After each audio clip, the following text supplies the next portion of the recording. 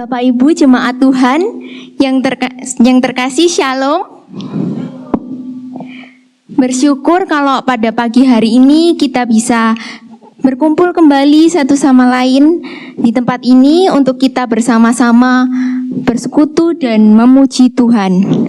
Sebelum kita memulai ibadah kita pada hari ini, saya mengajak kita semua untuk mengambil waktu sejenak, kita bersaat teduh.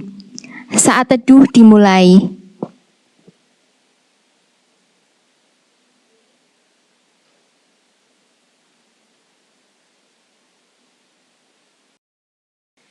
Amin. Jemaat yang terkasih, mungkin kemarin tanggal 14 Februari kita udah merayakan Valentine's Day ya, hari kasih sayang. Tapi hari ini kita mau sama-sama merayakan juga kasih sayang Bapa kita yang begitu dalam buat setiap kita, yang dinyatakan melalui pengorbanannya yang mulia. Mari kita siapkan hati kita mau datang dan menyembah Dia.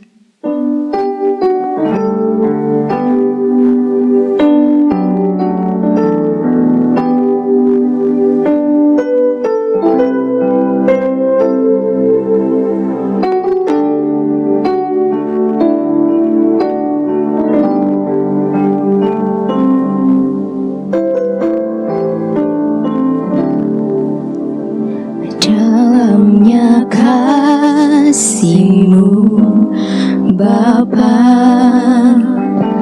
terlebih dari segalanya, pengorbanan yang termulia selamatkanku.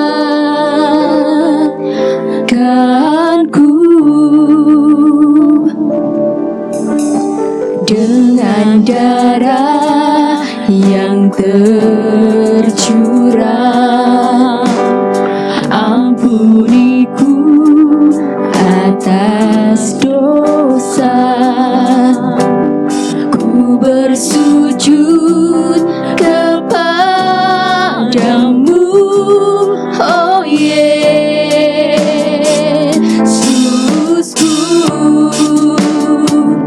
Engkau ku sembah, Kau yang terindah. Pulihkanku dengan darah-Mu,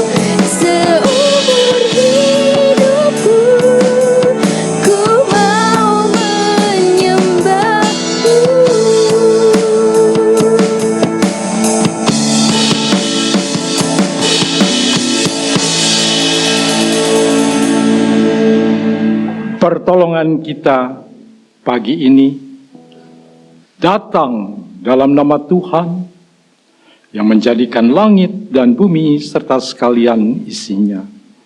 Ia yang memeliharakan kesetiaannya sampai selama-lamanya, dan Ia tidak pernah meninggalkan kita perbuatan tangannya. Turunlah atas saudara semua kasih karunia dari Allah Bapa, damai sejahtera dari Yesus Kristus di dalam Roh Kudus.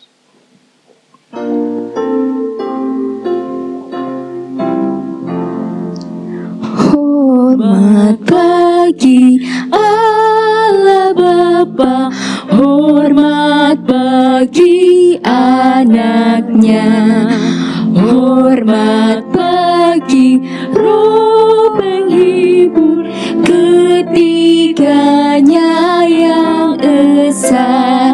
Haleluya, haleluya, ketiganya yang esa.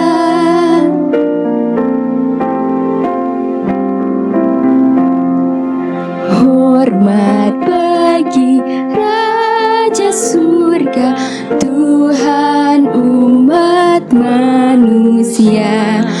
Hormat bagi Raja Salam di seluruh dunia. Haleluya, haleluya, di seluruh dunia.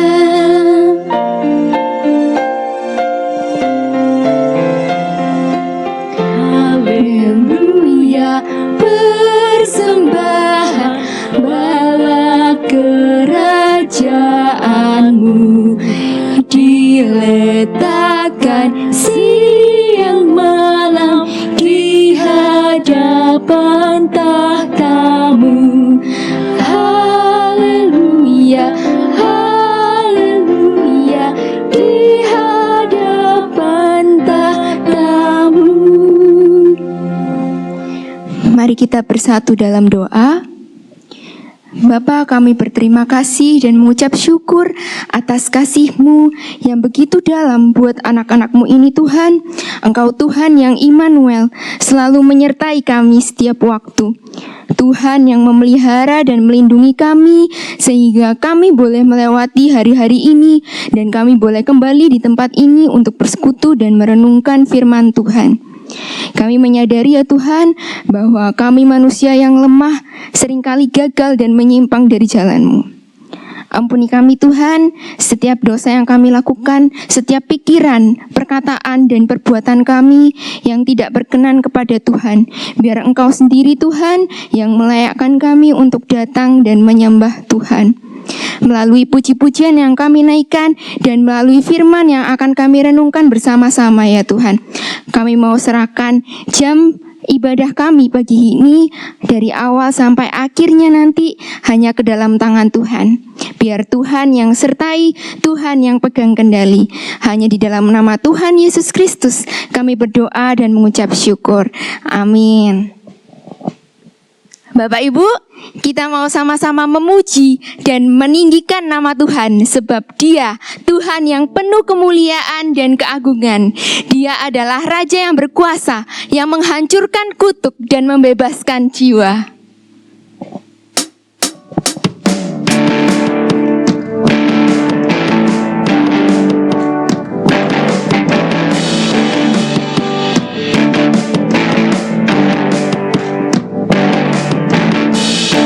Terpujilah nama-Mu Tuhan, kuat dan penuh kemuliaan. Satu suara kami nyatakan, kebesaran-Mu tetap selamanya. Terpujilah nama-Mu Tuhan, ajaib dan penuh keagungan.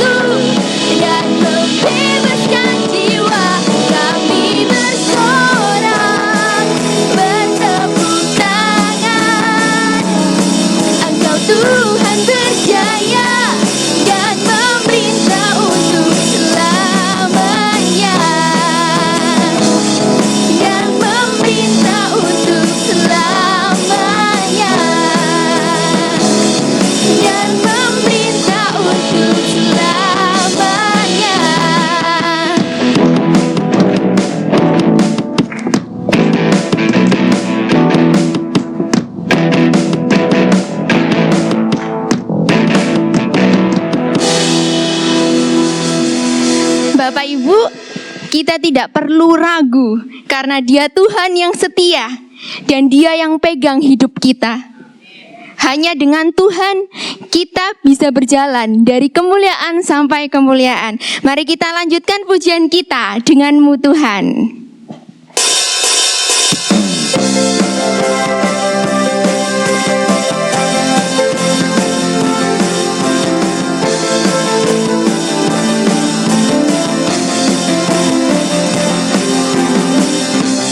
Pernah ku ragu akan kesetiaan-Mu, Kau pegang hidupku. Sepenuh jiwaku ku yakin dan percaya Kau tuntun langkahku. Yesus, Kaulah Raja dalam hidupku, berkuasa berjaya untuk selamanya. Hanya Kau Tuhan, sumber kekuatan, kuasa-Mu tercurah bagiku senantiasa. Dengan-Mu Tuhan, ku kan berjalan dari kemuliaan sampai kemuliaan selamanya.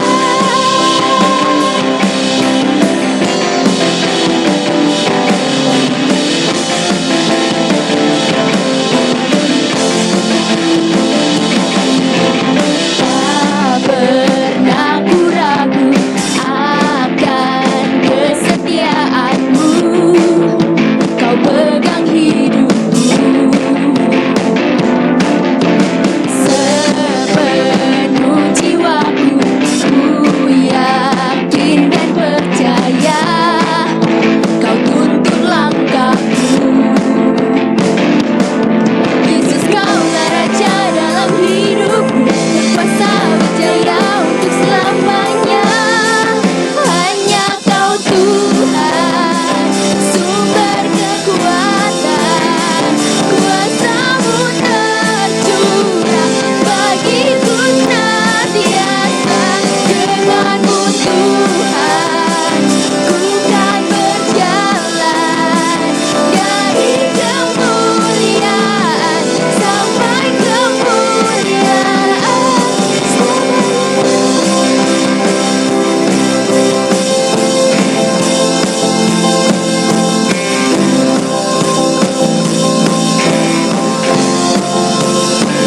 Hanya Kau Tuhan, sumber kekuatan, kuasa-Mu tercurah bagiku senantiasa. Dengan-Mu Tuhan, ku kan berjalan dari kemuliaan sampai kemuliaan. Hanya Kau Tuhan, sumber kekuatan, kuasa-Mu tercurah bagiku senantiasa. Dengan-Mu Tuhan, ku kan berjalan dari kemuliaan sampai kemuliaan selamanya.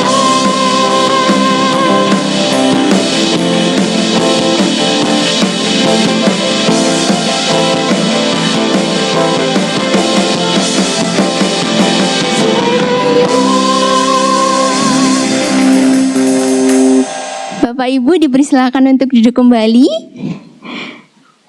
Saat ini kita akan mendengarkan persembahan pujian dari PRBK. Kepada PRBK, waktu dan tempat kami persilakan.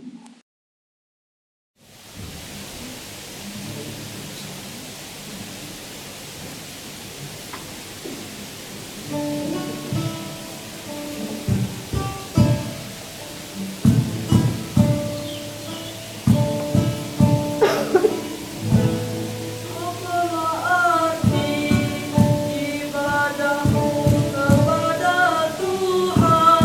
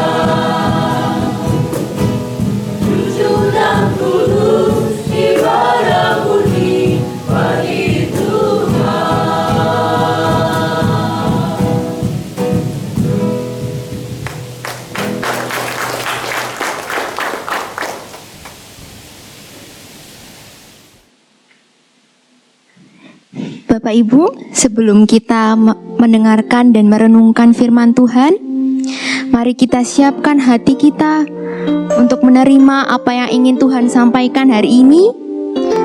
Sebagai anak-anak Tuhan, kita tidak cuma dipanggil untuk mengenal Tuhan, tapi juga memiliki hati sepertinya, hati yang penuh belas kasihan akan sesama kita. Mari kita jadikan pujian ini sebagai doa dan kerinduan kita kepada Tuhan.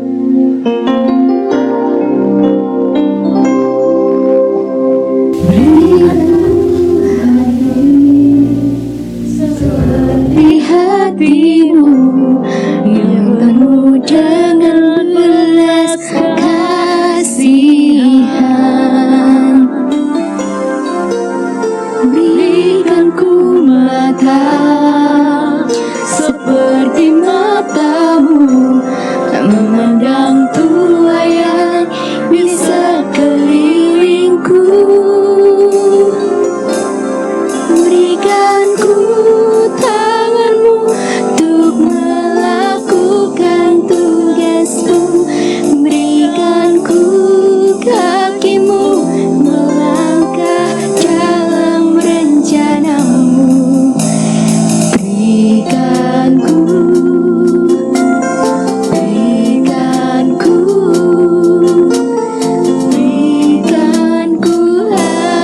hatimu.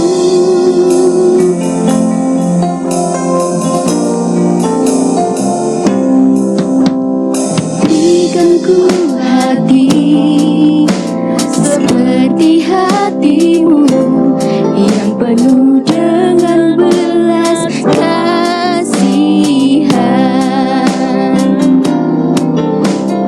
Berikan ku mata seperti matamu, memandang tuayan di sekelilingku.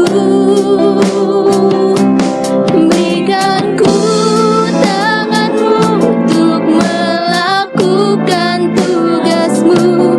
Berikan ku kakimu melangkah dalam rencanamu. Berikan ku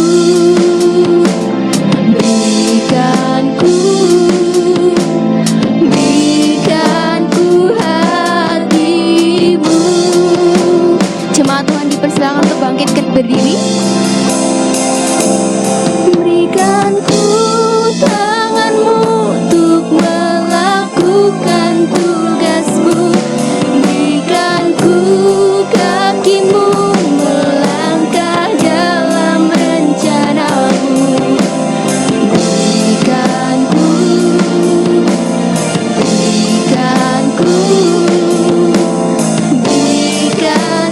hatimu. Berikan ku tanganmu untuk melakukan tugasmu. Berikan ku kakimu melangkah dalam rencanamu. Berikan ku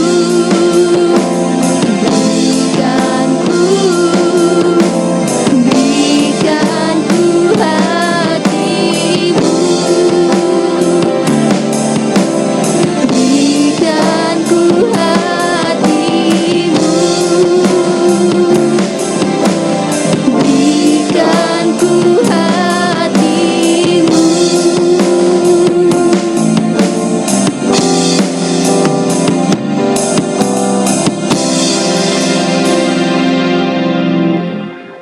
Bapa di surga, kami sangat bersyukur pagi yang indah dan cerah Tuhan berikan bagi kami untuk kami nikmati bersama secara khusus di dalam persekutuan ibadah pagi hari ini.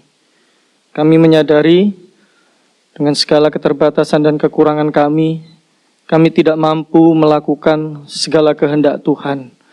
Oleh karena itu kami perlu Roh-Mu yang kudus untuk terus memimpin kami, memampukan kami, sehingga kami memiliki hati, tangan, dan mata, serta kaki seperti Kristus Yesus yang senantiasa diarahkan kepada hal-hal yang baik, yang berkenan kepada Allah dan yang dirindukan Allah untuk kami kerjakan dalam hidup kami hari lepas hari. Saat ini kami akan mendengarkan, belajar kebenaran firman Tuhan. Kami mohon tuntunan-Mu ya Tuhan. Kiranya Engkau membukakan hati pikiran kami, sehingga kami boleh dengan rendah hati menerima firman Tuhan. Kami menyadari dan kami mau berubah dari setiap hal-hal yang buruk yang mungkin masih menjadi kebiasaan dalam setiap aktivitas kami. Hamba-Mu yang sangat terbatas ini Tuhan pakai untuk boleh memperlengkapi kami semua, memimpin kami di dalam kehendak Tuhan. Demi nama Tuhan Yesus Kristus, kami berdoa dan kami siap mendengarkan firman Tuhan. Haleluya. Amin. Dipersilakan duduk, Bapak Ibu Saudara yang dikasihi Tuhan.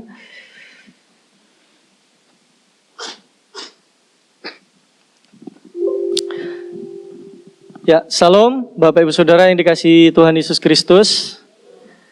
Ya, puji nama Tuhan, kita bisa berkumpul kembali di tempat ini untuk belajar akan kebenaran firman Tuhan. Bapak Ibu Saudara yang dikasihi Tuhan Yesus Kristus, saya sesungguhnya tidak biasa pakai jas seperti ini, makanya agak sedikit panas. Biasanya hanya pakai batik panjang, karena cinta Indonesia. Hanya saja saya mau pakai batik merah, cuma batiknya yang ada selain merah. Jadi ya sudah. Karena kenapa saya pakai merah? Biasanya kan kalau hari Valentine kan kemarin ya, sekarang ini masih adalah sedikit nuansa-nuansanya gitu kan. Merah, tandanya hati, kasih sayang gitu kan. Dan saya rindu di tempat ini juga membagikan kasih sayang Allah yang sudah dikerjakan kepada saya, kepada Bapak Ibu Saudara semua, ya. Dan saya rindu kita juga boleh terus mengalami kasih sayang Allah. Tidak hanya sekedar itu, kita juga mengaplikasikan kasih Allah itu melalui hidup kita sehari-hari. Bapak Ibu Saudara yang dikasihi Tuhan, ya. Ada PPT, saya sudah ini coba berikan untuk membantu kita semua untuk melihat kebenaran firman Tuhan. Bapak Ibu, satu hari ya ada seorang pria yang begitu sibuk ya, di tengah-tengah kesibukannya ya dia hendak pergi ke tempat kerja. Dia menyadari bahwa waktunya itu sudah mepet sekali gitu. Nah, kemudian dia bergegas berburu-buru untuk berangkat di tempat kerja. Nah, tetapi ketika dia sudah ada dalam perjalanan, kemudian dia melihat ada seorang ibu-ibu tua yang sempoyongan membawa benda atau barangnya yang begitu banyak. Ya, ketika dia melihat hal itu, dia tidak bisa hanya berdiam kemudian melewati begitu saja. Karena dia melihat ada banyak orang di sekelilingnya itu lurus-lurus begitu saja. Jadi jalan terus. Kemudian dia fokus melihat ibu-ibu itu, kemudian dia berhenti ya di tengah-tengah waktunya yang begitu mepet di tempat kerja. Kemudian dia berhenti menghampiri ibu itu dan kemudian menawarkan satu bantuan. Ibu, apakah boleh saya bantu? Gitu. Lalu ibu ini melihat seorang muda ini dengan kaget, lalu tercengang kemudian ngomong, oh iya, saya merasa kesulitan untuk membawa atau benda yang saya bawa ini, gitu.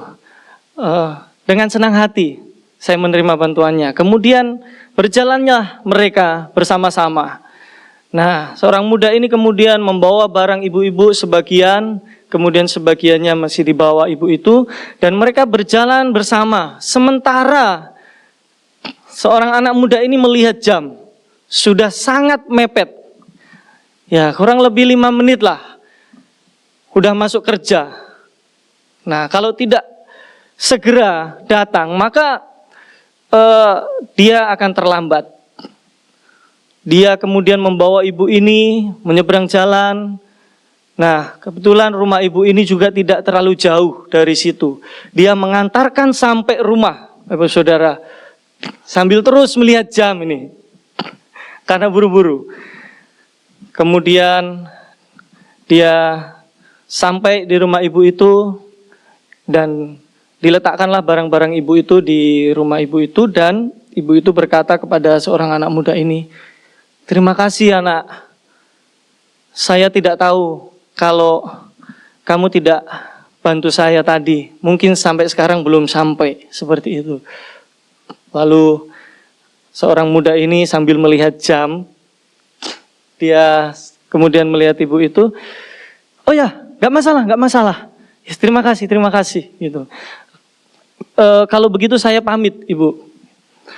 Jadi terus anak muda ini balik lagi ke tempat yang sebelumnya ibu itu dilihatnya, dan sambil melihat jam, memang jamnya sudah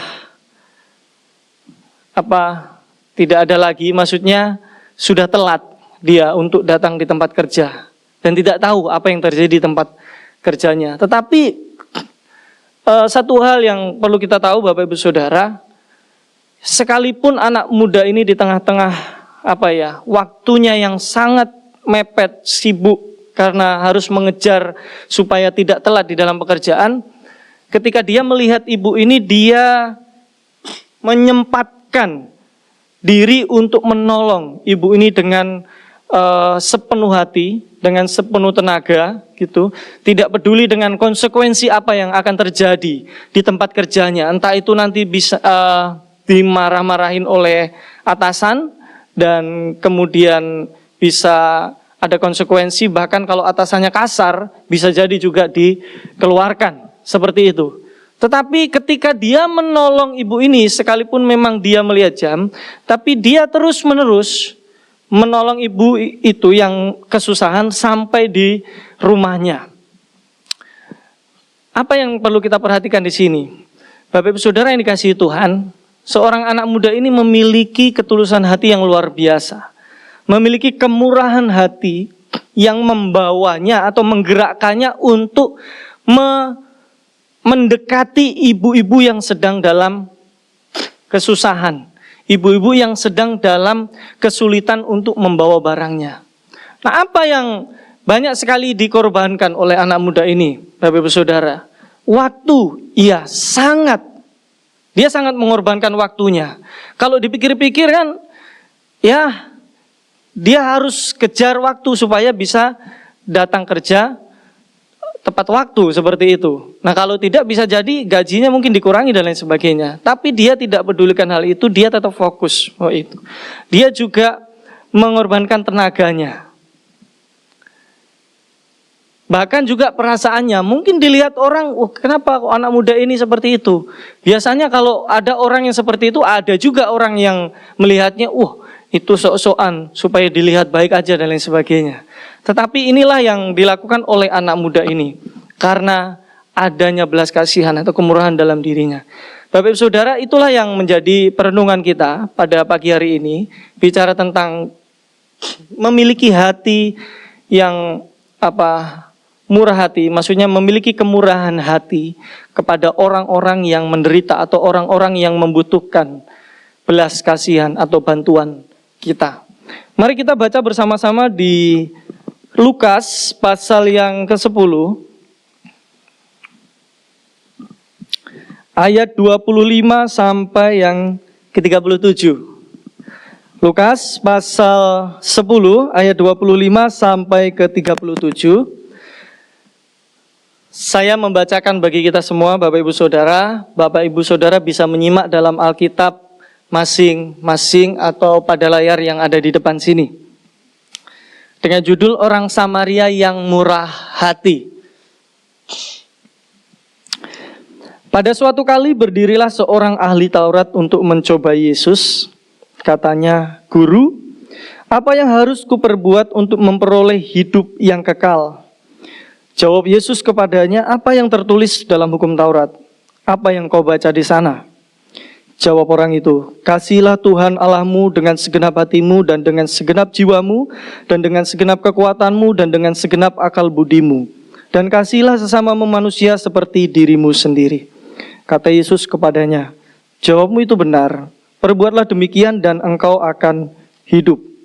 Tetapi untuk membenarkan dirinya, orang itu berkata kepada Yesus, dan siapakah sesamaku manusia? Jawab Yesus, adalah seorang yang turun dari Yerusalem ke Yeriko. Ia jatuh ke tangan penyamun-penyamun yang bukan saja merampoknya habis-habisan, tetapi yang juga memukulnya, yang sesudah itu pergi meninggalkannya setengah mati. Kebetulan ada imam turun melalui jalan itu. Ia melihat orang itu tetapi ia melewatinya dari seberang jalan.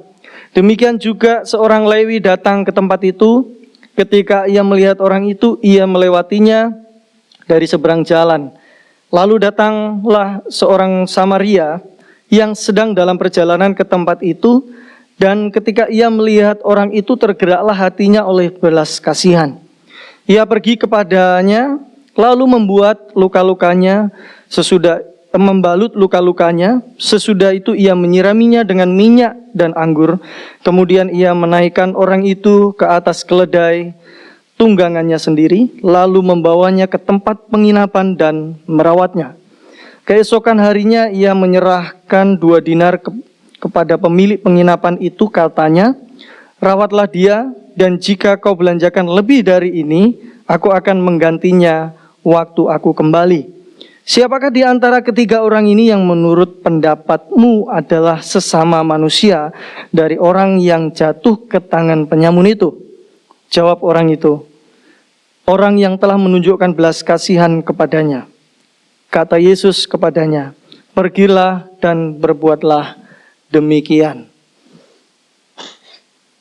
Bapak Ibu yang dikasihi Tuhan Yesus Kristus, kepedulian atau rasa welas asih gitu kan, rasa belas kasihan di dalam diri seseorang, kalau kita memperhatikan di zaman sekarang ini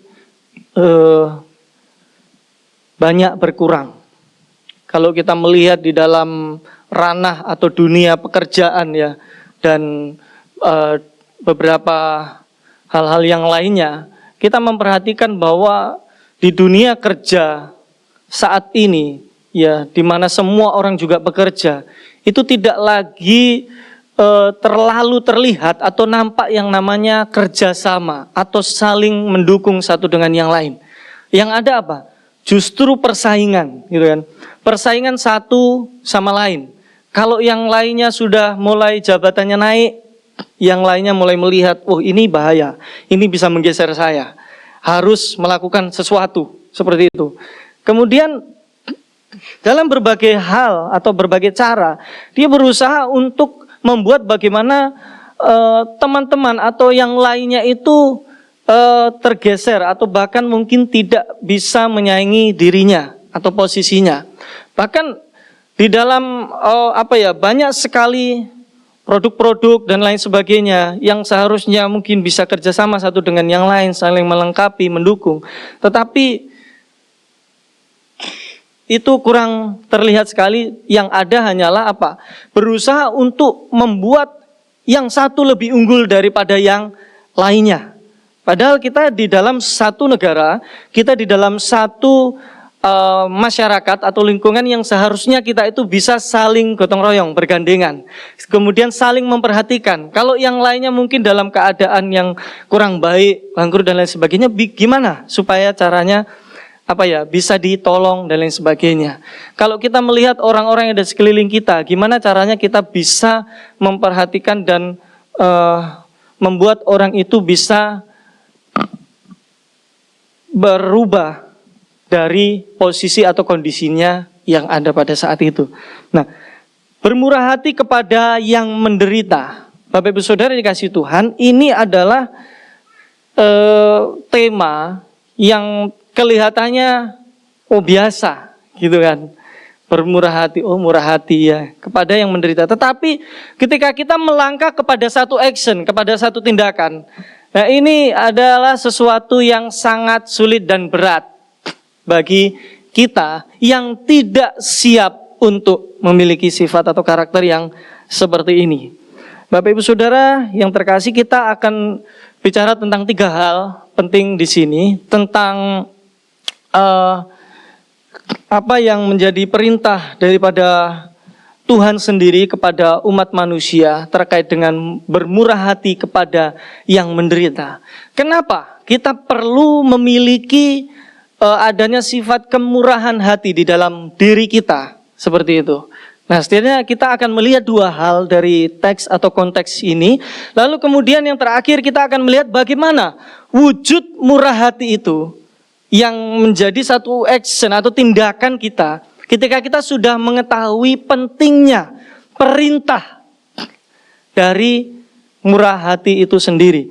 Bapak Saudara, next murah hati itu tidak bisa dipisahkan dengan yang namanya kasih, Bapak Saudara. Kalau kita perhatikan di dalam konteks dialog ini bicara tentang percakapan Tuhan Yesus dengan ahli-ahli Taurat atau juga orang-orang Farisi yang pada saat itu berusaha untuk mencobai Yesus terkait apa yang seharusnya dilakukan untuk hidup mereka. Nah, kemudian Yesus memberikan pertanyaan dan kemudian mereka memberikan jawaban, dan jawaban itu adalah jawaban yang sama seperti yang dimaksudkan oleh Tuhan Yesus, yang tidak lain adalah perintah untuk kasihilah Tuhan Allahmu dan kasihilah sesamamu manusia. Nah, ini dikenal sebagai golden rule-nya tentang love atau kasih, ya. Golden rule dari kehidupan orang Kristen, yaitu kasih. Bapak Saudara, kasih itu menjadi ciri utama dalam kehidupan kekristenan. Kalau kita mau banding-bandingkan dengan keyakinan di luar sana, apa yang menjadi keunikan di dalam kekristenan? Jawaban singkatnya adalah 1, kasih. Kasih di dalam kekristenan itu sangat berbeda sama sekali Bapak Saudara dengan kasih yang dimiliki oleh orang-orang di luar kekristenan atau di luar murid-murid Yesus Kristus. Nah, Bapak Ibu yang dikasihi Tuhan, yang pertama ya, mengapa kita perlu memiliki kemurahan hati di dalam diri kita untuk memperhatikan atau melakukannya kepada orang-orang yang menderita, karena itu adalah perintah Tuhan. Kasihilah Tuhan dan kasihilah sesama. Ini bicara tentang esensi Bapak Saudara. Ya, next ya. Nah, kasih, kalau kita perhatikan Bapak Saudara, itu bicara tentang pusat keselamatan dan kebenaran hidup orang percaya di hadapan Allah. Next. Nah, ada beberapa hal yang perlu kita perhatikan Bapak Saudara ya. Jadi kasih atau kemurahan hati yang dilandasi oleh kasih, belas kasihan itu sendiri Bapak Saudara. Nah, itu bicara tentang adanya apa? Iman sejati. Jadi mengasihi Tuhan dan sesama itu adalah hakikat atau esensi dari kehidupan orang Kristen. Makanya ini yang saya sebutkan sebagai golden rule dari orang Kristen. Nah, kenapa? Kalau orang Kristen tidak memegang kedua hal ini, maka perlu ditanyakan kekristenannya seperti itu.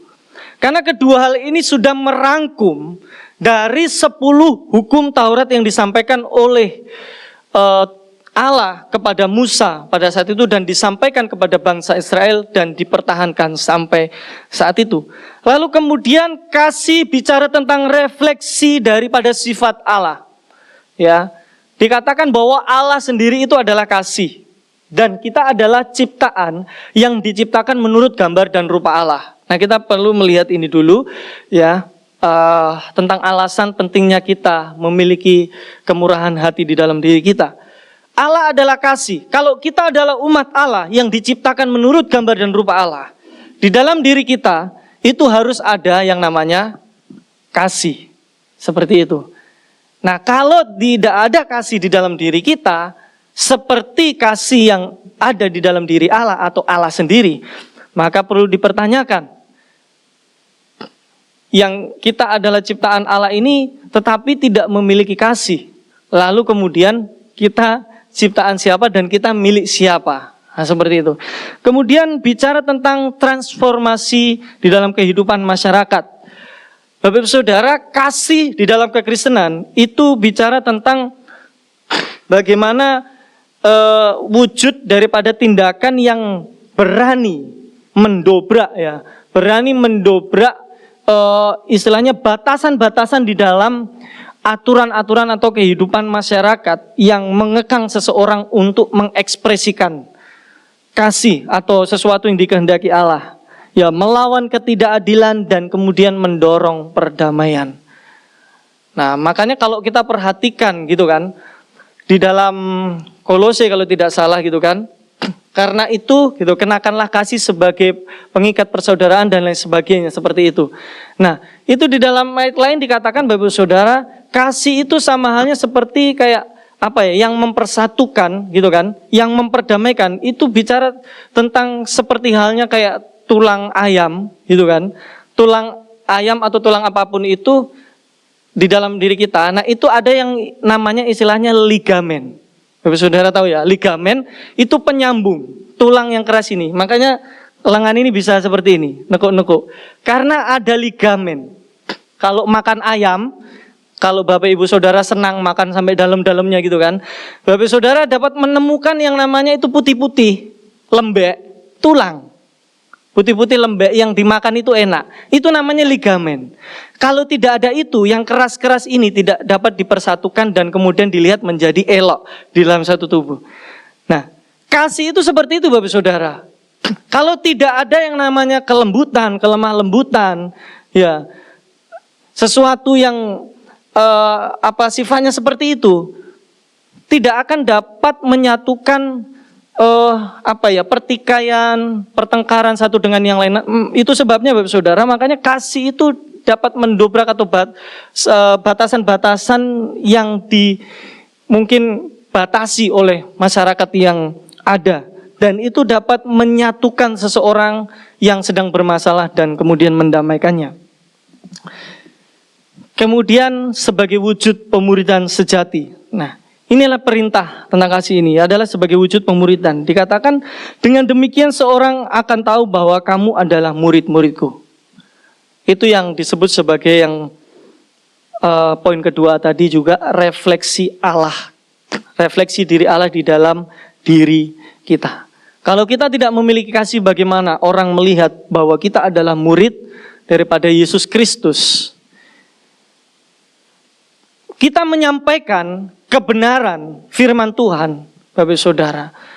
Kalau tidak ada kasih di dalamnya, Rasul Paulus mengatakan apapun itu yang kita lakukan, Bapak Ibu Saudara, kalau tidak ada kasih sama seperti gong yang gemerincing. Artinya tidak ada gunanya sama sekali, seperti itu. Kemudian menuntun kepada hidup yang kekal. Nah, itulah kasih, Bapak Saudara. Nah, ini pentingnya. Kenapa Tuhan memerintahkan untuk kita memiliki sifat kemurahan hati di dalam diri kita, yang dimana kemurahan hati ini tidak akan pernah ada atau terwujud di dalam diri kita kalau kita tidak memiliki kasih di dalamnya.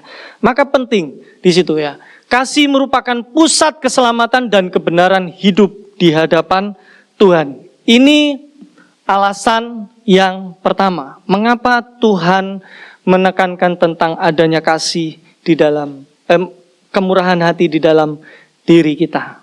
Cepat ya Bapak Ibu. Kemudian berikutnya bicara tentang hidup, Bapak Ibu Saudara. Ya, bicara tentang bagaimana kemurahan hati itu sendiri, ya, mewujudkan adanya kehidupan di dalam diri kita, tidak hanya sebatas hidup di dunia. Karena kalau kita melihat kata hidup, Bapak Ibu Saudara, ya, di dalam teks yang kita baca, pertanyaan dari ahli-ahli Taurat kan dikatakan seperti ini. Guru, apa yang harus ku perbuat untuk memperoleh hidup kekal? Gitu kan. Di situ memang jelas hidup kekal. Nah, kata hidup setidaknya ada 3 hal ya. Bicara tentang bios, yang jadi kemudian cikal bakal dari mata kuliah biologi, gitu kan. Nah, itu sebenarnya dari situ bahasa Yunani. Makanya kita itu sebenarnya bersyukur Bapak Ibu Saudara, kita memiliki Alkitab, kita memiliki firman Tuhan yang begitu kaya, karena di mana di dalamnya dari bahasa asli Alkitab sendiri itu muncul istilah-istilah yang kemudian dipakai di dalam ilmu sains, ya, kemudian seperti ilmu-ilmu yang digunakan pada saat ini. Nah, makanya kata biologi itu dari kata bios ini, hidup, ya, bicara tentang makhluk hidup. Tapi itu bicara tentang hidup, kehidupan yang terbatas di dunia ini saja, Bapak Saudara, kehidupan fisik. Nah, jadi kalau bicara tentang bios berarti fokusnya adalah fisik. Kalau kita melihat dalam kehidupan sehari-hari, itu bicara tentang bagaimana kita berusaha untuk mencari kebutuhan kita, memenuhi kebutuhan kita. Untuk apa? Untuk tubuh kita, supaya kita tidak loyo, tidak lemah, tidak mati. Itu bicara tentang bios. Nah, pertanyaannya, apakah kita sehari-harinya di dalam bekerja, di dalam melakukan sesuatu hanya memikirkan itu saja? Sebatas itu, saya bekerja supaya mendapatkan uang, kemudian supaya bisa membeli banyak hal, sesuatu, makanan, minuman, pergi kemanapun, kemudian pokoknya menikmati apa yang bisa dinikmati, kemudian supaya kita bisa tetap sehat dan lain sebagainya. Kalau kita hanya memperhatikan itu, kita hanya memperhatikan yang namanya bios atau kehidupan fisik semata. Nah, kalau suke atau jiwa, ya, atau kehidupan alami berkaitan dengan aspek emosional, ya, spiritual manusia. Kadang ini bicara tentang bagaimana orang yang selalu menandaskan segala sesuatunya berdasarkan apa itu? Emosi, gitu. Berdasarkan perasaan, gitu, Bapak Ibu Saudara.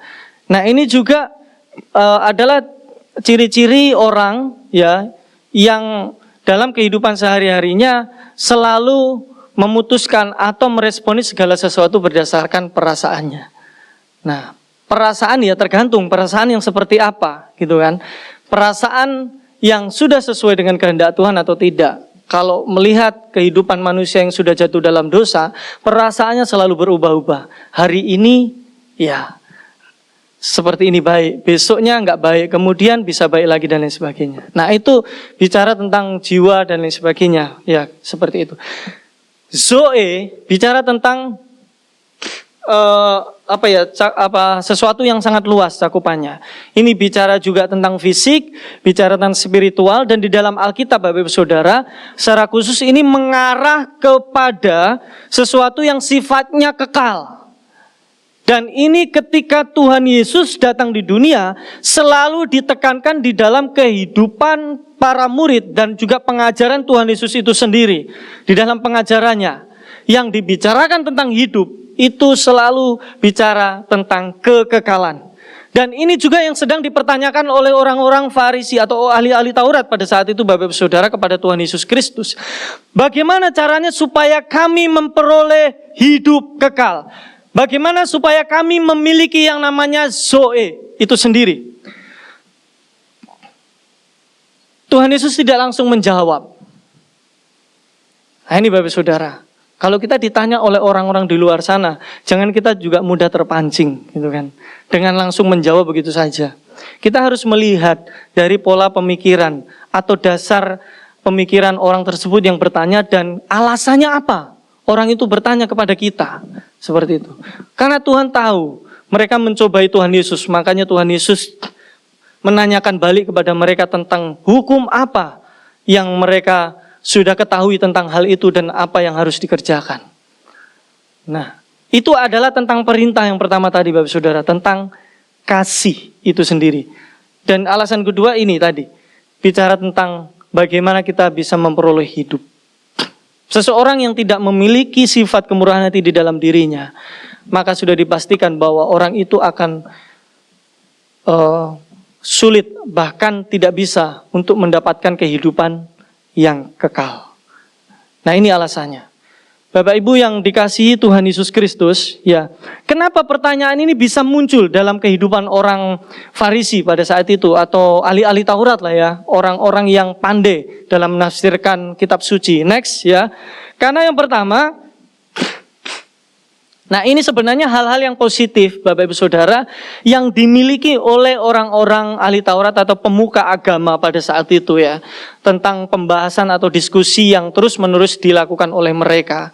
Nah, pertanyaannya bagi kita semua saat ini adalah, pernahkah kita mendiskusikan atau ketika kita berkumpul, kita membicarakan sesuatu yang esensi terkait dengan makna dan tujuan hidup kita ketika kita hidup di dunia ini? Seperti itu. Next ya. Nah, jadi kenapa pertanyaan itu muncul dan kemudian ditanyakan kepada Tuhan Yesus Kristus? Yang pertama, mereka itu sering memperdebatkan, Bapak Saudara, tentang perintah-perintah mana yang paling penting dalam menuntun pada kehidupan yang kekal. Mereka, orang-orang Yahudi ini punya 10 hukum Taurat ya Bapak Ibu Saudara. Tetapi mereka dalam kehidupan mereka beragama, ya, menyembah Tuhan, mereka selalu mendiskusikan dan mempertanyakan tentang dari ke-10 hukum ini mana salah satu yang lebih penting di antara yang lainnya. Nah, itu terus-menerus menjadi perbincangan mereka, Bapak Ibu Saudara.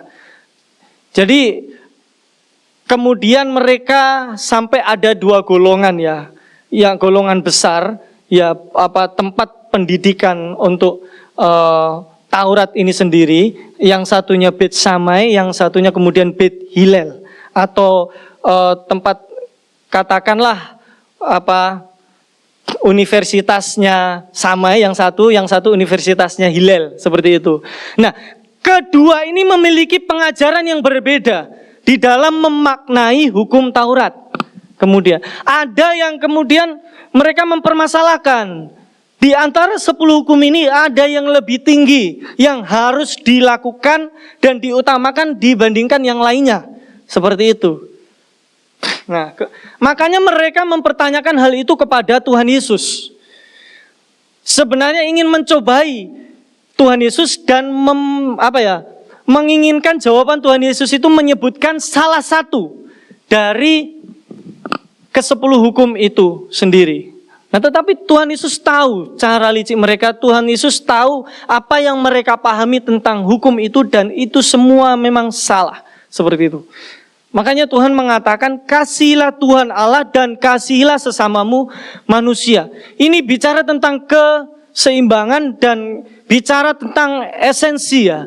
Inti dari ke-10 hukum Taurat itu sendiri sebenarnya bicara tentang kasih itu sendiri.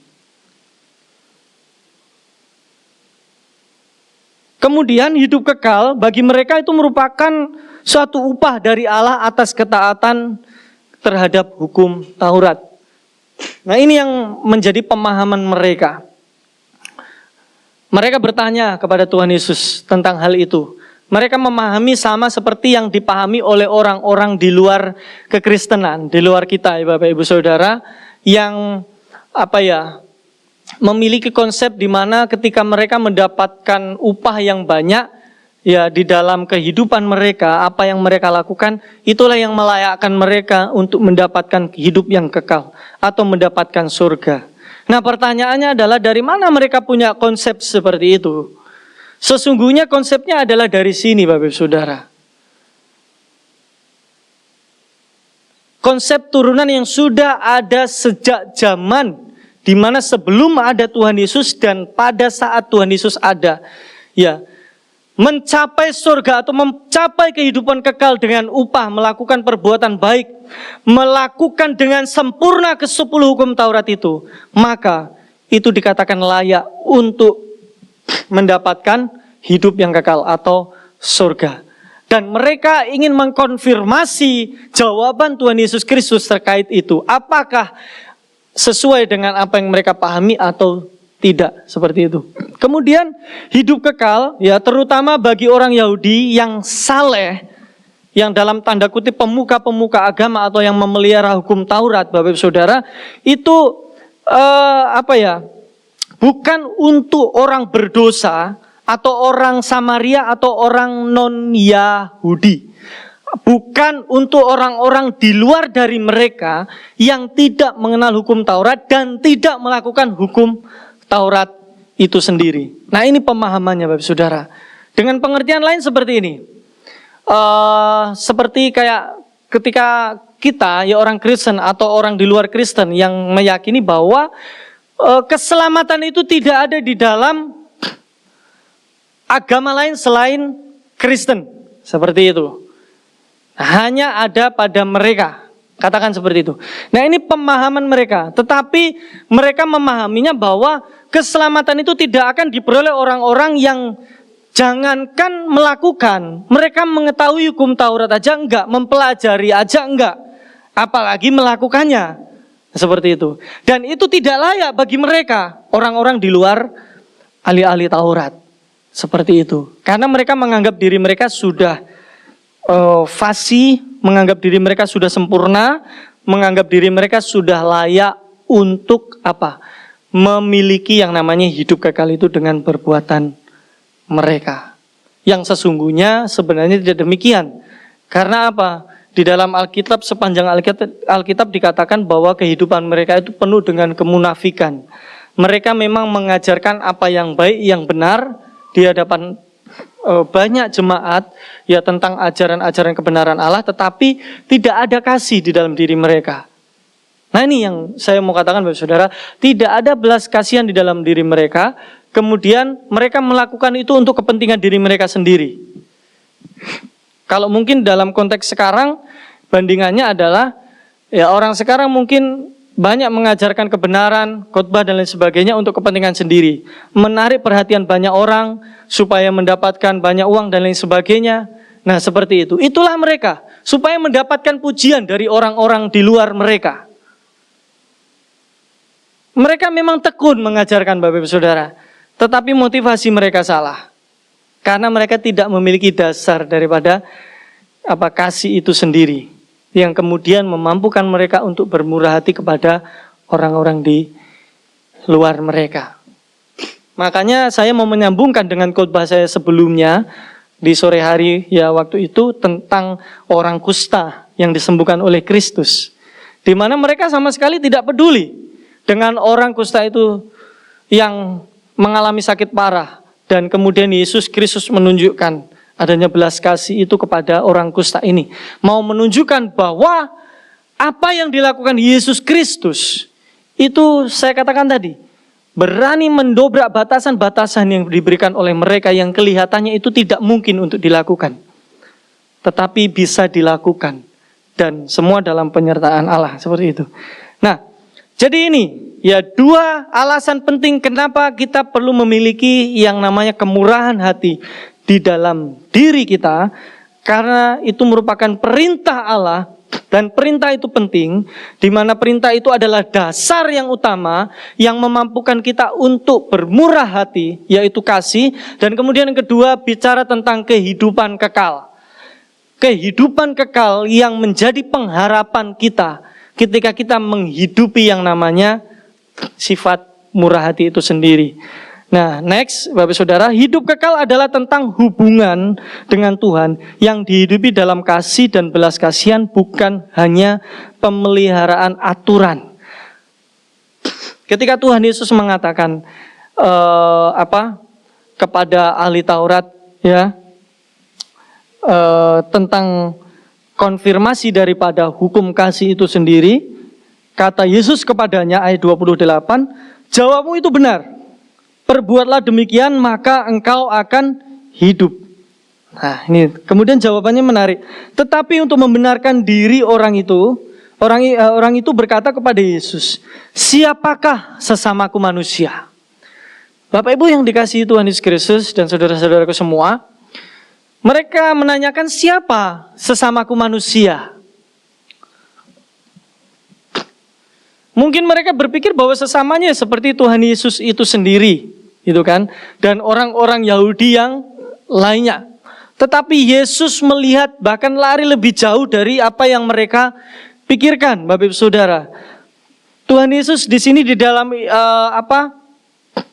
contoh atau ilustrasi yang diberikan kepada mereka itu melangkah jauh memberikan teladan dari bukan orang Yahudi sendiri, bukan para imam itu sendiri, bukan orang Lewi, tetapi apa?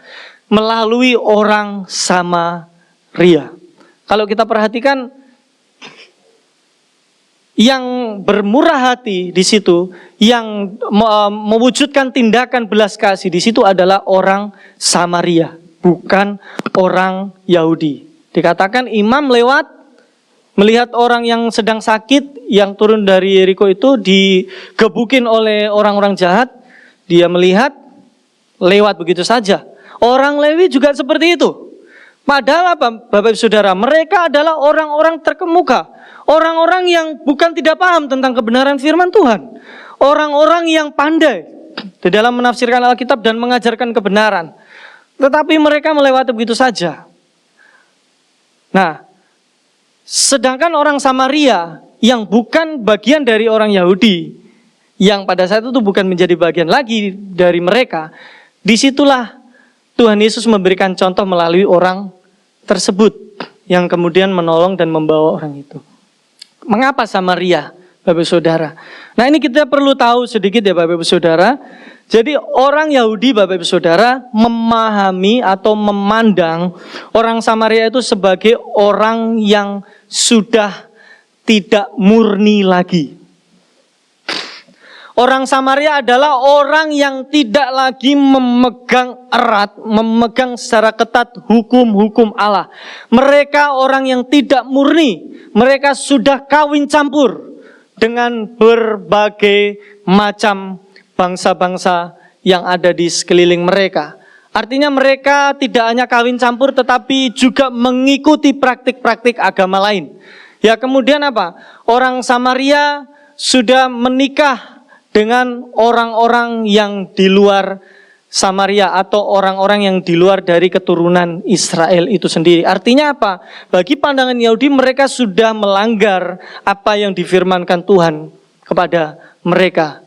Sesungguhnya Tuhan menginginkan agar orang Israel tidak menikah dengan bangsa-bangsa lain selain daripada Israel. Supaya apa? Supaya keturunan mereka secara terus-menerus ada generasi yang mempertahankan kebenaran firman Tuhan dan mengajarkan kepada keturunan selanjutnya. Dan kebenaran firman Tuhan tidak dicampur adukkan dengan kebenaran yang lain selain daripada firman Tuhan itu sendiri.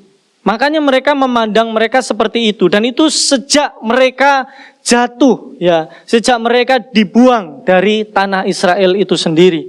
Dan di dalam 2 Raja-Raja 17 ayat 24 sampai 41 itu jelas Bapak Ibu Saudara. Ya, mereka telah menikah dengan beberapa bangsa, setidaknya itu ada 5 seperti itu. Nah, makanya Bapak Ibu Saudara dari sini saya mau katakan sedikit ya tentang percakapan Tuhan Yesus Kristus dengan perempuan Samaria yang mengatakan, engkau dikatakan suamimu bukan lagi 5 berapa tetapi 6 gitu kan. Nah, artinya apa? Sebenarnya Tuhan Yesus tidak sedang fokusnya, tidak sedang menunjuk kepada suami fisik atau laki-laki, maksudnya yang sedang nikah secara ini ya kayak mungkin opa dengan oma seperti itu, tidak. Kalau dilihat dari background sejarah dan percakapan mereka tentang penyembahan yang benar Bapak Saudara, ini bicara tentang suami itu hubungan antara Allah dengan umatnya, hubungan antara Allah dengan orang Samaria itu sendiri. Artinya apa? Engkau sudah memiliki banyak suami. Yang dimaksudkan adalah bahwa di mana orang-orang Samaria itu memiliki banyak suami, artinya mereka sudah menduakan Allah dengan menikahi atau kawin campur dengan bangsa-bangsa lain, setidaknya 5 agama yang tidak mengenal Tuhan.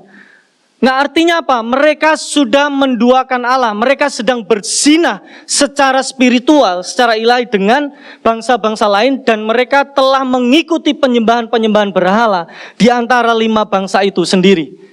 Dan yang disembah oleh orang Samaria pada saat itu, yang di dalam konteks Tuhan Yesus dengan orang Samaria, itu juga bukan Allah yang benar. Maksudnya seperti itu. Makanya Tuhan Yesus mengatakan, sekarang ya tibalah saatnya penyembahan yang benar, yaitu di dalam roh dan kebenaran. Bukan lagi di Yerusalem, bukan juga di Gunung Gerizim. Makanya Bapak Saudara, orang Yahudi itu begitu tidak senang dengan orang Samaria karena hal seperti itu. Jadi sekitar tahun 400 sebelum Masehi ya, Orang Samaria itu membangun bait Allah mereka sendiri di Gunung Gerizim yang kemudian itu semakin memperbesar perpecahan dan kebencian orang-orang Yahudi dengan orang Samaria. Artinya ini tidak akur, padahal mereka adalah sama-sama orang Israel. Jadi sejak mereka kembali ke bait Allah, ya, zaman Raja Kores itu, orang Samaria ingin gabung membangun bait suci dengan orang-orang Yahudi. Tetapi orang Yahudi tidak mengizinkan karena itu tadi. Mereka sudah campur aduk seperti itu, tidak murni. Nah, makanya mereka membangun yang namanya bait suci sendiri di Gunung Gerizim. Mereka memiliki Taurat sendiri. Tetapi mereka tidak meyakini kitab-kitab lain di dalam Perjanjian Lama itu hanya kitab Taurat saja, seperti itu Bapak Ibu Saudara. Nah, kemudian pada tahun 128 sebelum Masehi, pimpinan Yahudi John Hyrcanus namanya, itu menghancurkan kuil Samaria, yaitu orang Yahudi sendiri kan, menghancurkan kuil Samaria, yang kemudian itu semakin memicu kebencian antara mereka satu sama lain. Orang Samaria juga membenci orang Yahudi juga tidak senang dengan orang Samaria. Artinya kedua ini memiliki hubungan yang tidak baik. Kalau orang Jawa bilang pokoknya saling satru lah gitu kan. Saling bermusuhan satu dengan yang lain. Nah, tetapi di sini Bapak Ibu Saudara, Tuhan Yesus menunjukkan contoh teladan kehidupan yang murah hati bukan dari orang yang sama-sama baik atau berdamai. Bukan dari orang Yahudi dengan orang Yahudi, tetapi dari orang Samaria kepada orang yang turun dari Yeriko, atau orang yang sebenarnya tidak dikenal oleh orang Samaria itu gitu. Bapak Ibu Saudara yang dikasihi Tuhan Yesus, wujud murah hati itulah yang ditunjukkan oleh orang Samaria itu sendiri. Nah, artinya apa? Orang Samaria ini memiliki setidaknya 3 hal, Bapak Ibu Saudara. Yang pertama adalah dia memiliki yang namanya belas kasihan di dalam dirinya. Artinya dia tergerak dengan belas kasihan itu. Tuhan Yesus sengaja memberikan contoh seperti itu karena itulah sesungguhnya kasih. Ya, kemurahan hati adalah sikap yang ditunjukkan dengan adanya apa? Belas kasihan di dalam diri orang itu sendiri. Bicara tentang respon emosional yang menggerakkan seseorang untuk bertindak. Bapak Ibu Saudara dikasihi Tuhan, kenapa orang bisa bertindak untuk menolong orang lain? Karena adanya belas kasihan di dalam dirinya. Kenapa orang bisa mengabaikan yang lainnya? Jawabannya ya kebalikannya. Tidak ada belas kasihan di dalam dirinya. Nah, pertanyaannya kembali ke yang pertama tadi kan. Kalau tidak ada belas kasihan, kita melihat kepada diri kita sendiri. Benarkah kita ini adalah murid daripada Kristus yang penuh dengan belas kasihan itu? Nah, kata ini sering digunakan Bapak Saudara untuk menggambarkan respon Yesus terhadap penderitaan orang-orang berdosa di dunia ini yang membutuhkan pertolongan dan kemudian menyoroti adanya empati atau kesiapannya untuk membantu. Jadi tidak hanya berhenti kepada pengetahuan atau pemahaman. Kasih, belas kasih itu menggerakkan seseorang untuk langsung bertindak. Sama seperti seorang pemuda tadi yang menolong ibu-ibu yang sedang sempoyongan, yang tidak mampu membawa barangnya sendirian dan kesulitan. Nah, ini seringkali ditunjukkan oleh Yesus Kristus dan dilakukan supaya murid-murid melihat dan meneladani Yesus Kristus. Ketika Yesus melihat di sekelilingnya, dia mengatakan bahwa tuaian itu memang banyak, gitu kan? Tetapi pekerjanya sedikit. Nah, artinya apa? Tuhan Yesus melihat dengan penuh belas kasihan bahwa sesungguhnya ada banyak orang-orang di luar sana Bapak Saudara yang membutuhkan pertolongan kita, yang membutuhkan bantuan kita, yang membutuhkan welas asih kita. Sehingga itu dapat mengubahkan kehidupan mereka. Sehingga itu dapat menyelamatkan mereka. Bukan hanya dari kesulitan hidup mereka, kebutuhan sehari-hari. Tetapi yang utama dan yang terpenting adalah tentang jiwa atau keselamatan mereka. Nah, inilah wujud dari murah hati, di mana seseorang tergerak hatinya untuk memiliki belas kasihan kepada orang lain. Lalu kemudian selanjutnya bicara tentang pengorbanan tanpa pamrih. Bapak Ibu yang dikasihi Tuhan, orang Samaria ini kalau kita perhatikan ya, dia memberikan pertolongan dengan mengorbankan apa? Waktu, tenaga, dan hartanya tanpa apa? Tanpa menghitung untung atau rugi. Sekalipun yang ditolong adalah orang yang tidak dikenal. Kita nggak tahu nih ya, orang Samaria tidak diceritakan di situ mau pergi kemana, gitu kan? Ya mungkin saja orang Samaria juga memiliki kepentingan lain. Dia mau pergi ke suatu tempat untuk menyelesaikan urusan pribadi atau kepentingannya. Ya mungkin untuk keluarga juga atau dirinya sendiri. Kita tidak tahu. Tetapi yang jelas bahwa pasti ada kepentingan lain di dalam perjalanannya. Nah, ketika dia melihat orang yang dipukuli dan kemudian babak belur seperti itu, ya, dia kemudian memberikan pertolongan tanpa memperhatikan apa yang seharusnya itu menjadi kepentingan sebelumnya. Dia mengorbankan waktu, harta, ya, bahkan tenaganya. Waktu yang seharusnya dipakai untuk mengurus kepentingan yang lain, dia pakai untuk ngurus itu. Kemudian tenaganya, ya pasti berkurang. Belum dia naikkan orang itu di keledainya, tunggangannya, membawanya ke rumah penginapan yang mungkin bisa dipakai untuk orang itu berbaring, dirawat, dan tentunya tidak langsung begitu saja mendapatkan rumah itu juga, pasti mencari juga, gitu. Karena itu adalah kasus yang mendadak yang dia ketahui. Tidak hanya itu Bapak Ibu Saudara, dia membiayai orang yang sesungguhnya tidak dikenalnya, sama sekali tidak dikenal. Membiayai perawatannya, bahkan memberikan uang kepada yang punya penginapan itu. Kalau kurang nanti pokoknya cari saja saya, panggil saja. Nanti saya akan tambah. Bapak Ibu Saudara, pertanyaannya sekarang, di mana kita menemukan orang-orang yang seperti ini di zaman sekarang ini? Mungkin di desa masih ada, sekalipun juga mulai berkurang. Tetapi di kota juga ada, tetapi tidak tahu kalau dipersenkan itu seberapa banyak, gitu kan?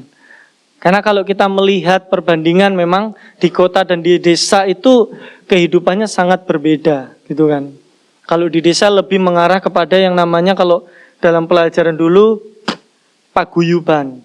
Kalau di kota itu bicara tentang patembayan, gitu kan?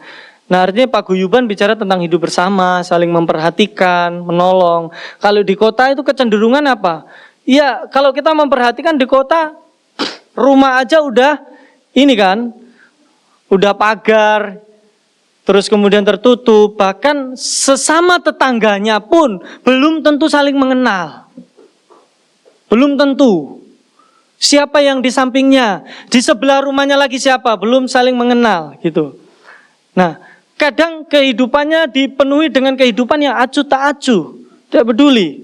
Yang penting saya bekerja, yang penting sudah kebutuhan saya sudah terpenuhi, seperti itu udah, gitu. Orang lain ya urusan orang lain dan lain sebagainya. Nah, Bapak Ibu Saudara yang dikasihi oleh Tuhan Yesus Kristus, Tuhan mau tidak hanya pada kasus-kasus tertentu ketika kita di mana kita melihat, tetapi Tuhan mau di mana hati pikiran kita terarah kepada orang-orang yang membutuhkan belas kasihan di dalam diri kita. Apakah itu harus di dalam wujud seperti orang Samaria ini yang datang kemudian membawa dan lain sebagainya, kemudian kita cari-cari keluar dan lain sebagainya. Bapak Ibu Saudara, saya mau mengajak kita untuk melihat tidak harus kita memulai dari hal-hal yang langsung seperti itu, mungkin kelihatan ekstrim, kita nyari-nyari orang gitu ya. Dimulai dari hal kecil saja. kita berdoa. Dimulai dari doa kita secara pribadi. Saya menyadari bahwa di luar sana ada banyak orang-orang yang membutuhkan belas kasihan, kemurahan hati dari kita, dan dimulai dari tindakan doa. Doa itu adalah tindakan, Bapak Saudara, tindakan kecil. Dan itu sendiri juga yang sebenarnya memampukan kita untuk bisa bertindak ketika kita melihat orang-orang yang sedang membutuhkan. Pertanyaannya kan, kalau doa saja tidak pernah mendoakan orang-orang yang sedang dalam kekurangan, sedang dalam kesulitan bekerja, sulit mencari pekerjaan, gitu kan, atau bahkan mungkin menderita. Gereja-gereja sekarang, Bapak Ibu Saudara, kalau kita melihat berita atau warta dari orang-orang misi, sesungguhnya banyak sekali gereja yang sampai saat ini masih teraniaya, masih terjepit, masih diintimidasi oleh banyak orang. Bahkan belum lama kita melihat di Indonesia gitu kan, ada yang nulis pakai banner gitu kan, dilarang mendirikan gereja di RT ini dan RT ini sampai selama-lamanya. Mereka ngomong gitu, tidak diizinkan untuk mendirikan gereja di sana. Bayangkan Bapak Saudara, sesungguhnya mereka membutuhkan pertolongan, belas kasihan Tuhan. Khususnya orang-orang percaya dipersulit untuk beribadah. Di acara Natal yang lalu banyak juga yang tidak diizinkan untuk ke gereja. Banyak para misionaris yang menderita. Bahkan ada juga yang kesulitan untuk mencukupi kebutuhan sendiri. Bahkan mereka berusaha untuk mencukupi kebutuhannya dengan bersusah payah, entah bekerja dengan apapun itu.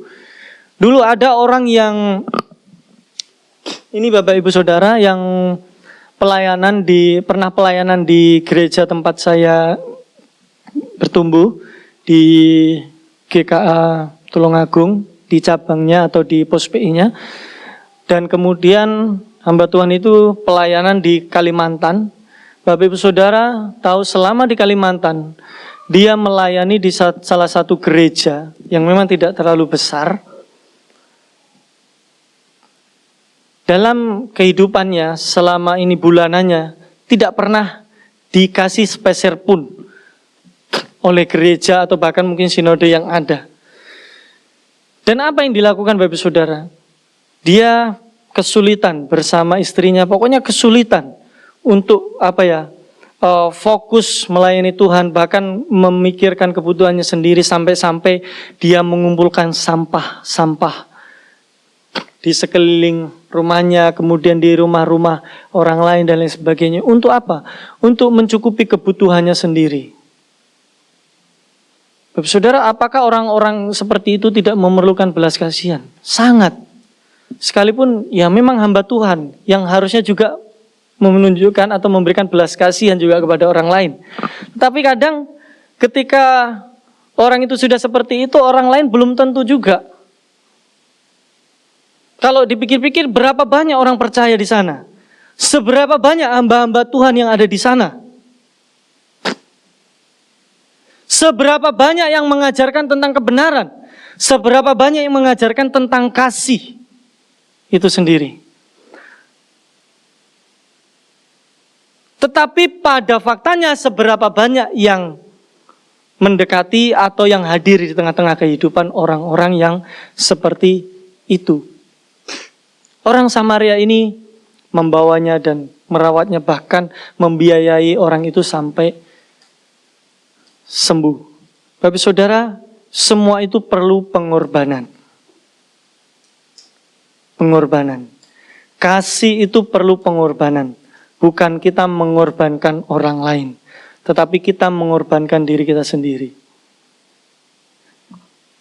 Yang berikutnya adalah wujud dari murah hati bicara tentang bagaimana kita harus menunjukkan sikap tidak memandang bulu. Bukan bulunya saja Bapak Saudara ya dipandang. Tidak memandang bulu. Artinya tidak memperhatikan apakah orang itu kita kenal atau tidak. Orang itu keturunan siapa.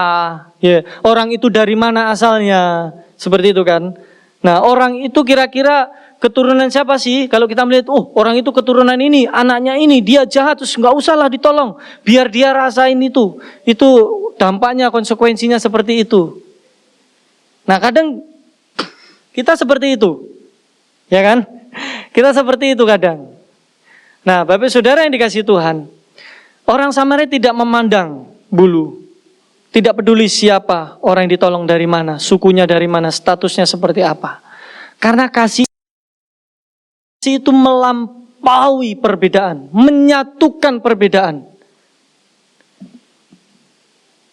Itulah wujud Bapak Saudara dari murah hati yang seharusnya kita miliki di dalam hidup kita, yang kita terapkan kepada orang-orang yang ada di sekeliling kita. Lebih dari itu Bapak Saudara, tidak hanya sekedar berbuat baik.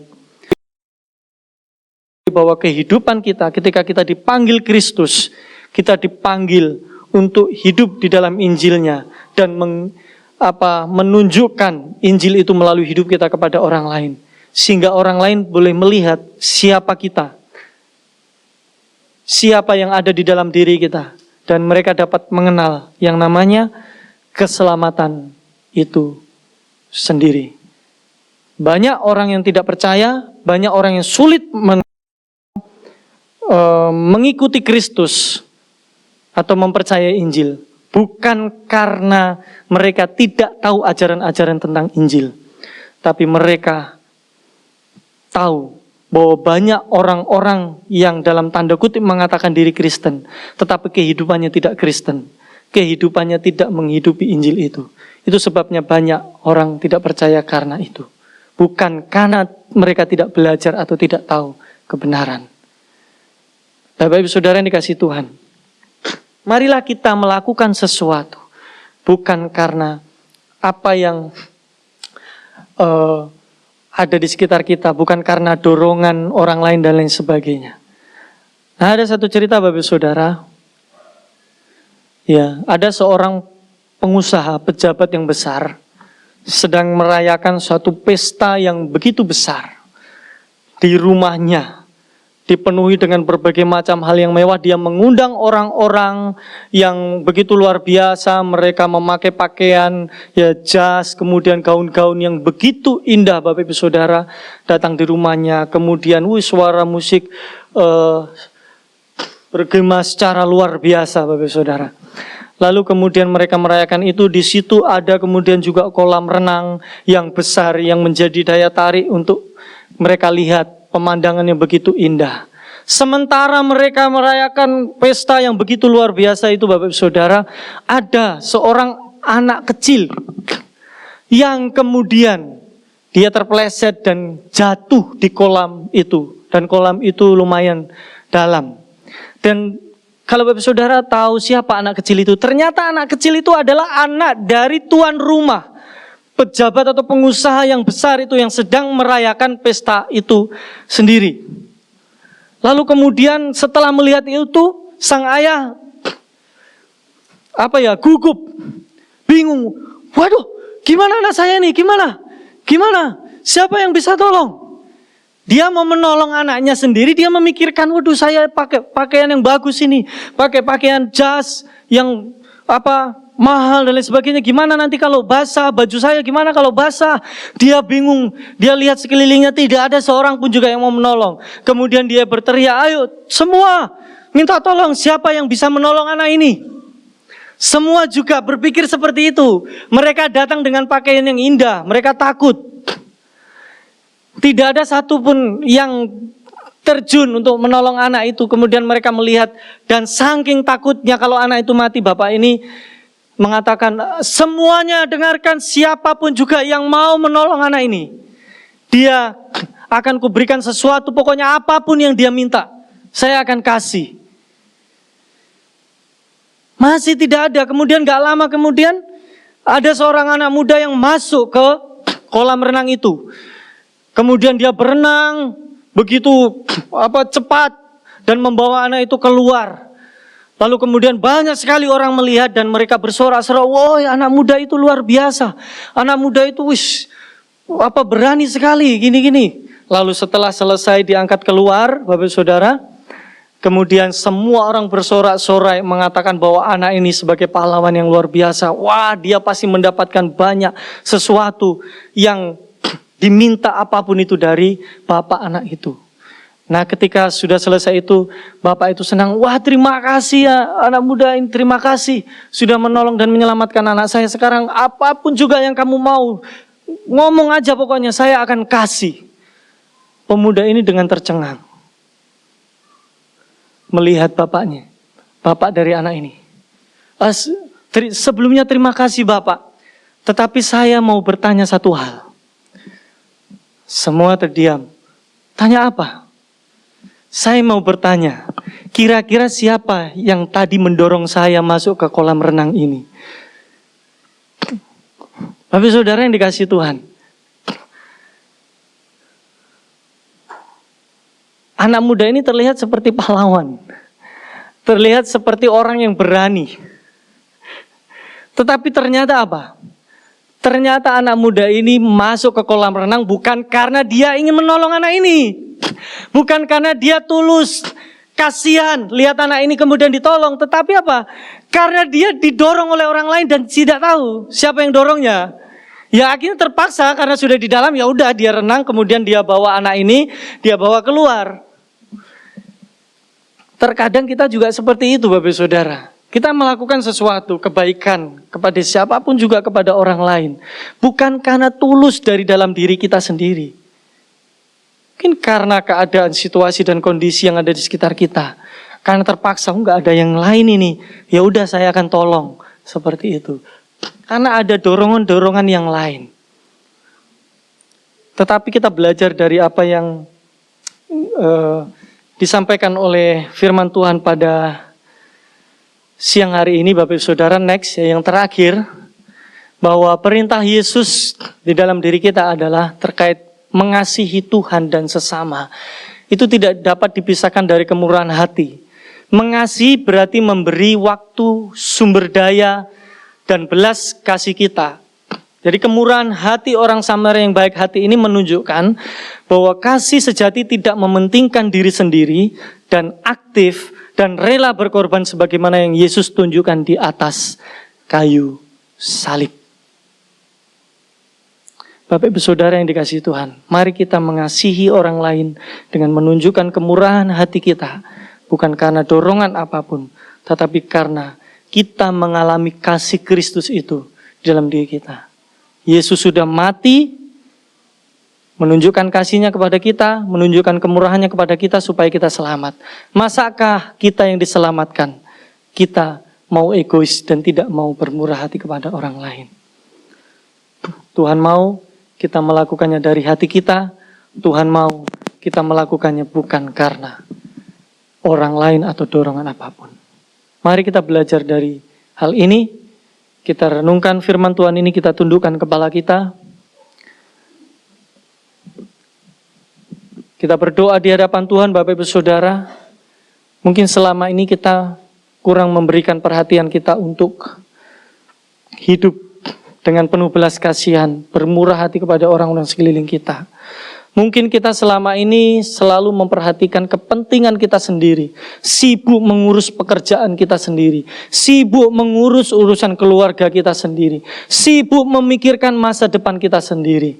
Sesungguhnya di luar sana ada banyak orang-orang yang memerlukan belas kasihan kita, yang perlu kita doakan, yang perlu kita berikan sesuatu melalui kehadiran kita, tenaga kita, waktu kita, dan semua harta dan lain sebagainya. Kita mohon ampun di hadapan Tuhan jika selama ini kita kurang fokus dan tidak memperhatikan ini dengan baik. Bapa Surgawi, kami bersyukur untuk firman-Mu meneguhkan dan menolong kami semua. Ampuni kami jika kami selama ini tidak mewujudkan kasih itu di dalam wujud kemurahan hati kami kepada orang-orang yang membutuhkan pertolongan kami. Mampukan kami ya Tuhan, kiranya Roh Kudus-Mu terus menggerakkan kami untuk bisa melihat tidak hanya orang-orang yang di atas kami sehingga kami terus mengejar dan mau menyaingi mereka, tetapi melihat banyak orang-orang yang ada di bawah kami yang sesungguhnya membutuhkan bantuan pertolongan kami. Sehingga dengan demikian kehidupan kami menjadi berarti. Dan kami percaya kehidupan kekal menanti setiap kami semua yang hidup di dalam kemurahan hati. Terpujilah namamu Tuhan Yesus Kristus untuk firman-Mu hari ini. Kepadamulah kami mengucap syukur dan berdoa. Amin. Tuhan Yesus memberkati kita semua. Salam. Mari kita berdoa sebelum persembahan dijalankan. Tuhan Allah Bapa kami mengucap syukur dan terima kasih kalau Tuhan sudah menolong kami semuanya, memelihara kami semuanya sehingga kami boleh berada di tempat ini. Kalau kami memberikan persembahan, Tuhan kuduskan dan layakkan supaya persembahan ini berkenan di hadapan Tuhan. Kami tahu Tuhan berkat Tuhan selalu mengalir untuk orang-orang yang sungguh-sungguh percaya kepada Tuhan.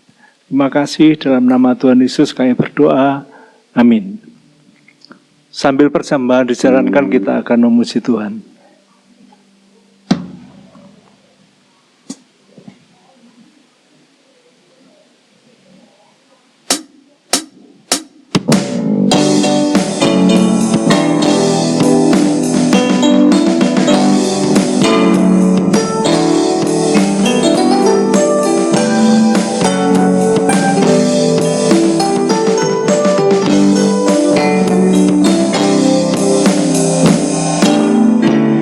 Ucaplah dan lihatlah betapa baiknya Tuhan itu. Rasakan dan nikmati kasih setia Tuhan. Ucaplah dan lihatlah betapa baiknya Tuhan itu. Rasakan dan nikmati kasih setia Tuhan. Kasih setia Tuhan. Syukur bagimu Tuhan. Segala hormat bagimu Tuhan. Allah yang mengasihiku, Allah yang memeliharaku semuanya.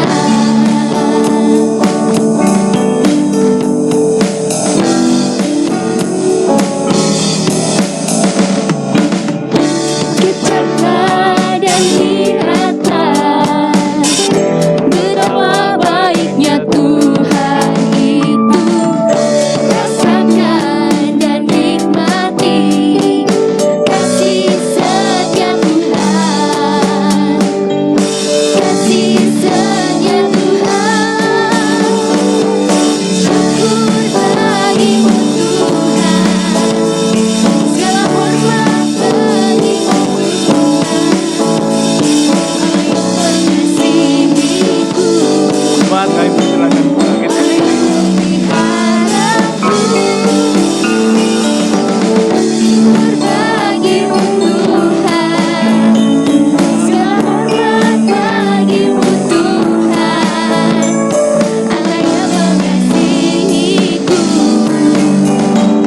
Allah yang mengasihiku, Allah yang memeliharaku selamanya. Selamanya.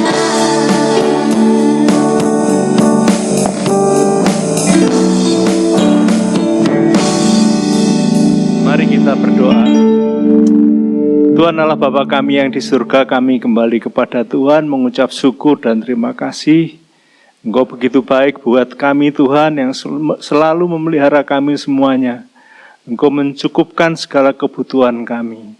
Kami terpelihara karena namamu kudus, namamu benar, dan di dalam Engkau ada kepastian. Terima kasih kalau hari ini kami boleh mendengarkan firman-Mu. Biar firman-Mu menguatkan kami semuanya, sehingga kami boleh mempraktekkan kasih itu dalam kehidupan nyata, di dalam keluarga, di dalam pekerjaan, di dalam pendidikan, di dalam pergaulan kami dengan sesama kami. Kasih ini yang menjadi dasar hidup kami percaya kepada Tuhan. Karena kami setiap hari boleh mendapatkan kasih itu dari Tuhan.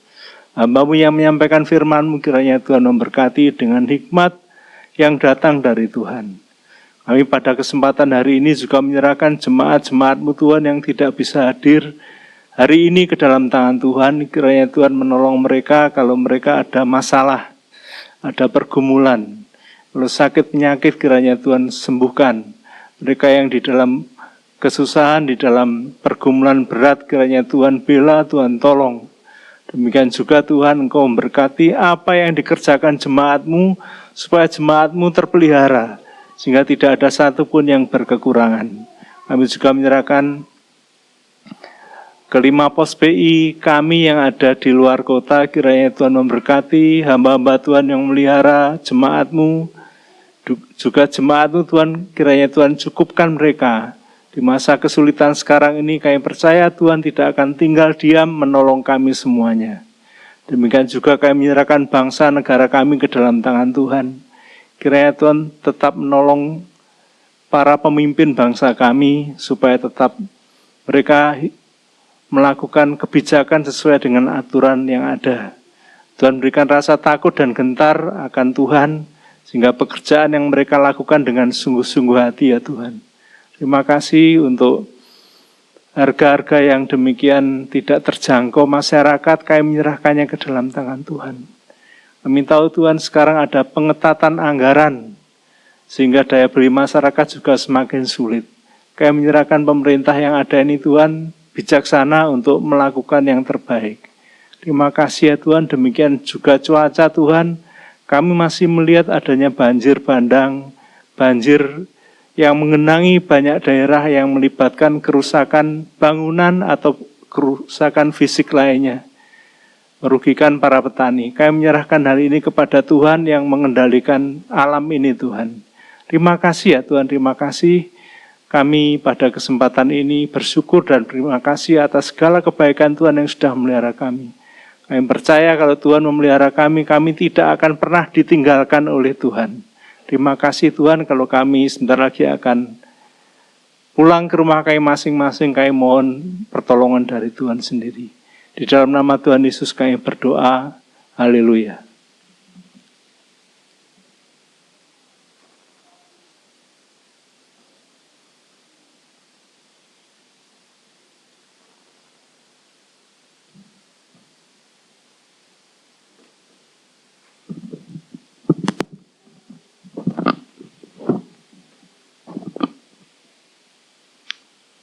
Tuhan memberkati engkau, Tuhan melindungi engkau, Tuhan menyinari engkau dengan wajah-Nya dan memberikan kepadamu kasih karunia. Tuhan menghadapkan wajah-Nya kepadamu, memberikan damai sejahtera.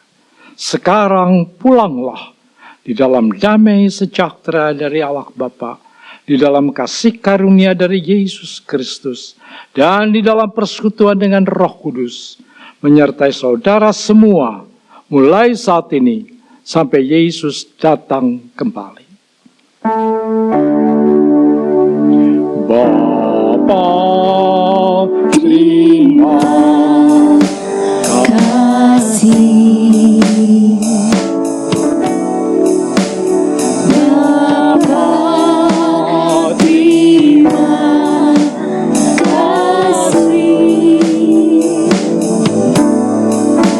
Bapa di dalam surga, ku berterima kasih.